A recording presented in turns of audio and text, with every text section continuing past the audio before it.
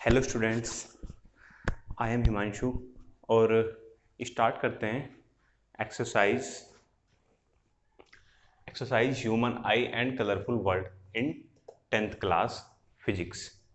आप कहोगे एक्सरसाइज क्यों बोल रहे हो, चैप्टर कह लो। Human eye and colourful world में हम कई सारे टॉपिक्स पढ़ चुके हैं। अब हमारा जो नेक्स्ट टॉपिक आता है बेटे, वो आता है स्कैटरिंग ऑफ लाइट।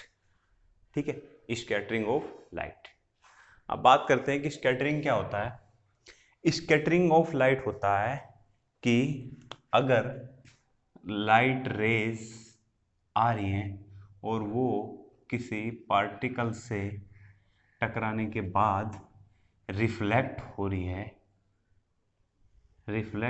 हैं तो वो रिफ्लेक्ट अलग अलग हर डायरेक्शन में जब वो रिफ्लेक्ट होती है तो इसी को कहते हैं स्कैटरिंग ऑफ लाइट। समझ में आई बात? मतलब कि ये यहाँ से लाइट रे आ रही है, अगर लाइट रे और डायरेक्शन में रिफ्लेक्ट हो रही है तो वो स्कैटरिंग ऑफ लाइट होती है।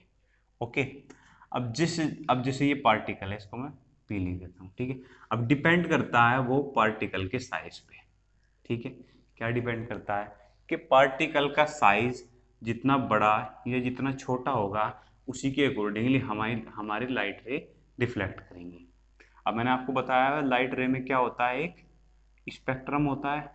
ठीक है, मैंने आपको बताया हुआ है विबग्योर। ठीक है, तो विबग्योर में जो स्पेक्ट्रम होता है तो विबग्योर की जो भी वेवलेंथ होती है इनके अलग अलग कलर्स की, उसी के अकॉर्डिंगली वो स्कैटर करती है।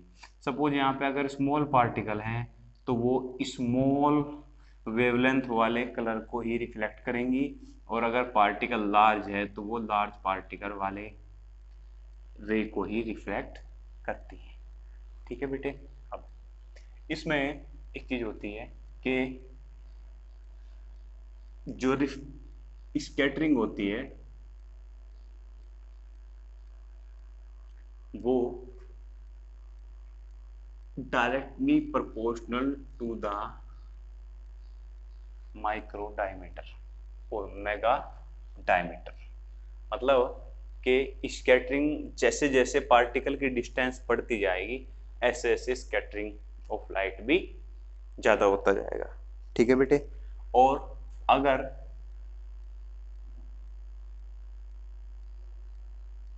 हम वेवलेंथ की बात करें तो स्कैटरिंग ऑफ लाइट जो है, जितनी जितनी वेवलेंथ यहाँ पे बढ़ेगी, जो वेवलेंथ यहाँ पे बढ़ती है ऐसे ऐसे स्कैटरिंग कम होती है।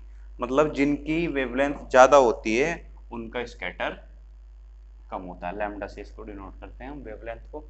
ठीक है, पावर 4।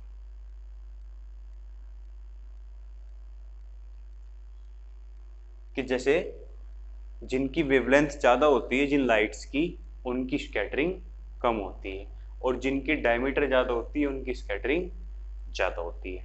ठीक है, और अगर मैं यहाँ पे रेड और वोलेट के बीच में ये देखूँ कि कितने कितने टाइम्स रेड इससे कम स्कैटर होता है, तो यहाँ पे हम बात करेंगे 10 टाइम्स ज़्यादा स्कैटर होता है वॉयलेट कलर कंपेरेटिवली रेड के।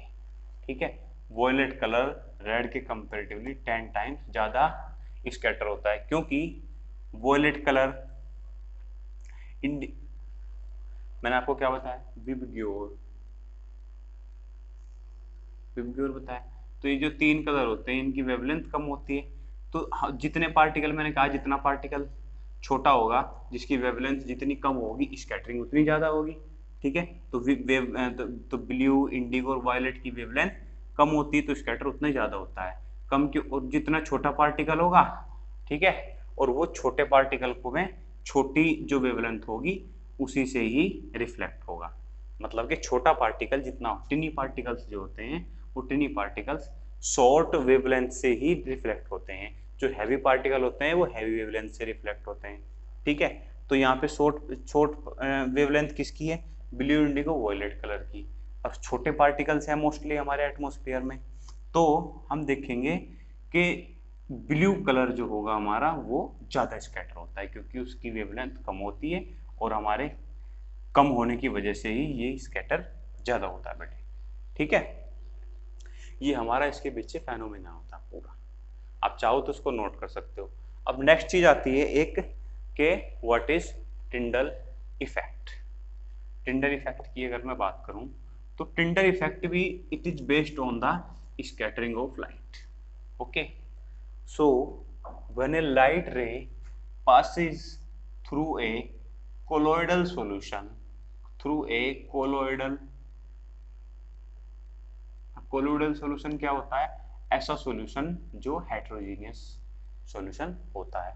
तो जब इसमें से एक लाइट रे पास होती है, इसमें से एक लाइट रे पास होती है, तो हमें क्या होता है,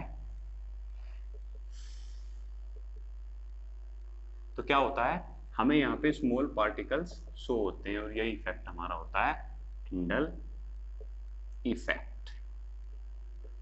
इन पार्टिकल का दिखना ही हमें टिंडल इफेक्ट कहते हैं। ठीक है बेटे, ये हमारा एक ट्रू सॉल्यूशन में नहीं होता। होमोजीनियस मिक्सचर अगर ये कोलोइडल की जगह होमोजीनियस मिक्सचर होता तो ये नहीं होता, लेकिन ये हेट्रोजीनियस मिक्सचर है, इसलिए ये हमें इसमें पार्टिकल्स शो हो रहे हैं।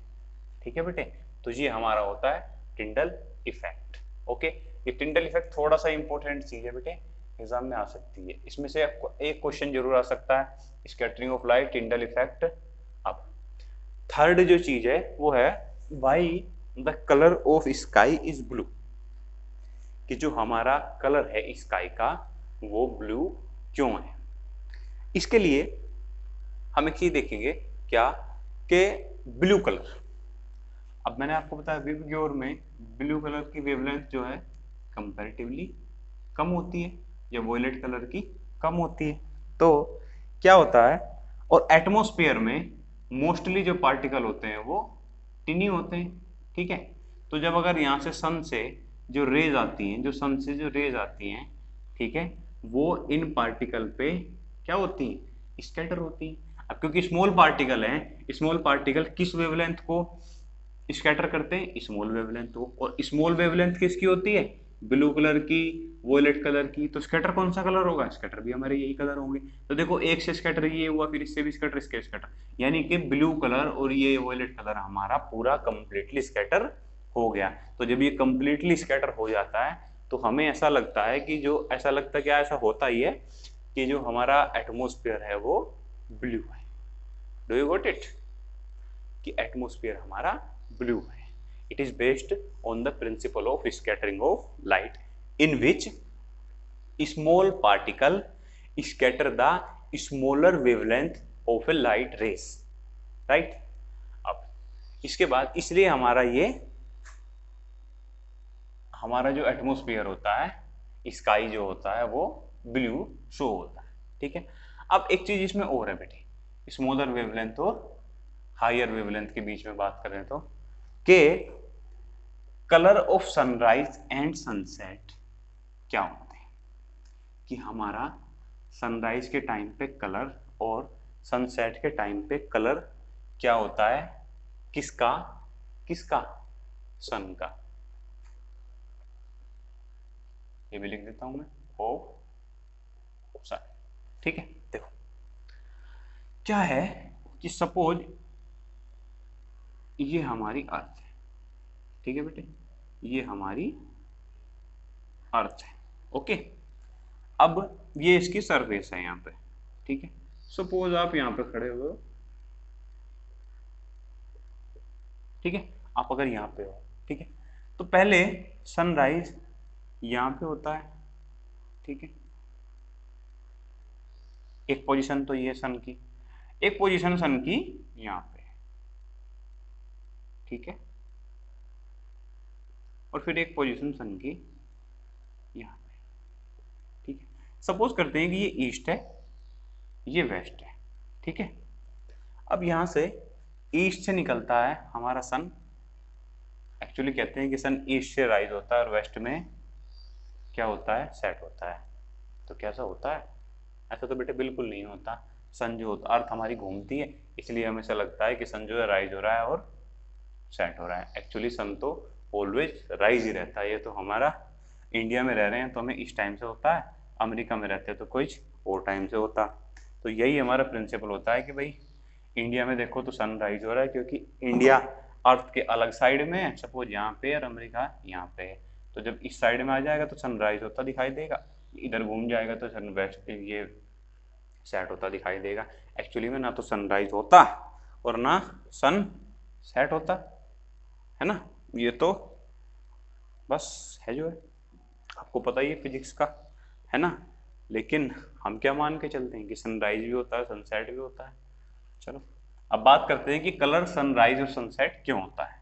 ठीक है, तो देखो यहाँ पे जब सूर्य हमारा निकलता है, जब सनराइज होता है तो हमें कलर कैसा दिखाई देता है, जूम करो थोड़ा, रेडिश सा होता है कि नहीं होता, बोलो रेडिश सा होता है कि नहीं होता। मैंने आपको क्या बताया हुआ है, विबग्योर वी से लेके आर तक इनकी वेवलेंथ यहाँ से कम कम कम कम होती जाती है, रेड कलर की वेवलेंथ सबसे ज्यादा होती है। ठीक है, फिर उसके बाद ऑरेंज कलर आता है, तो रेड और ऑरेंज की वेवलेंथ सबसे ज्यादा होती है इन दोनों की। ठीक है, अब यहाँ पर रेड कलर की वेवलेंथ सबसे ज्यादा है। अब क्योंकि ये जो डिस्टेंस है यहाँ से और यहाँ तक की, ये जो डिस्टेंस है ये इस डिस्टेंस के कंपैरेटिवली ज्यादा है। पहली चीज, ये डिस्टेंस इस distance horizontal distance vertical distance के कंपैरेटिवली ज्यादा है। ठीक है, सेम थिंग यहाँ पे। ठीक है, क्लियर है इतनी बात। अब क्योंकि ज्यादा है डिस्टेंस है तो जिसकी वेवलेंथ ज्यादा होती है, जिस लाइट की वेवलेंथ ज्यादा होती है वो ज्यादा दूर तक ट्रेवल कर सकता है। और जो चीज ज्यादा दूर तक ट्रेवल कर सकती है हमें तो वही दिखाई देगी। तो ज्यादा दूर तक कौन सा कलर ट्रेवल करता है, रेड कलर। तो यहां से हमारे कलर तो और भी निकल रहे हैं, लेकिन कलर तो और भी निकल रहे हैं लेकिन रेड कलर की वेवलेंथ सबसे ज्यादा होती है और रेड कलर कलर जो है हमारी आंखों तक पहुंच पाता है, इसलिए हमें ये रेडिश दिखाई देता है। ठीक है, एक चीज समझ में आई। दूसरी चीज एक और होती है कि यहाँ पे जो और कलर की वेवलेंथ होती हैं वो बीच में स्कैटर हो जाती हैं, और रेड कलर के जो है बड़े पार्टिकल्स ना होने की वजह से हमें क्या होता है, बड़े पार्टिकल्स ना होने की वजह से हमें ये थोड़ा सा हमारे आंखों तक पहुंच जाती है। ठीक है, ये स्कैटर नहीं हो पाती रेड लाइट, इसलिए भी हमारी आंखों तक ये पहुंचती है। ठीक है, इसी सेम चीज यहाँ पे भी होती है। ठीक है, यहाँ पे भी हमें सनराइज और सनसेट के टाइम पे सन हमें रेडिश दिखाई देता है ना। अब बात करते हैं कि ये हमारे जब जब यानी कि नून में, ठीक है दोपहर में, दोपहर में हमें कैसा थोड़ा सा ऑरेंज सा हो जाता है क्योंकि थोड़ा सा डिस्टेंस कम हो जाती है, तो ये रेड के साथ साथ ऑरेंज भी होने लगता है। ठीक है, और जब हमारे बिल्कुल सर के ऊपर होता है तो करीब हमें इसकी लाइट बिल्कुल व्हाइट दिखाई देती है, क्योंकि बिल्कुल नजदीक आ जाता है। तो जो एक्चुअली तो सन से व्हाइट रेज निकलती है, व्हाइट रेज निकलती हैं। सन से निकलने वाली रेज अगर सन से निकलने वाली रेज के बीच में कोई पार्टिकल नहीं आए तो वो स्कैटर होंगी नहीं, है ना। वो स्कैटर नहीं होंगी तो वो हमें बिल्कुल, वो डिस्पर्स भी नहीं होंगी स्कैटर भी नहीं होंगी, तो हमें बिल्कुल व्हाइट शो होती है। तो यहाँ पे हमें नून में कैसा दिखाई देता है, ऑरेंज के जैसा। ठीक है बेटे, यही हमारा इसके पीछे फेनोमेना होता है।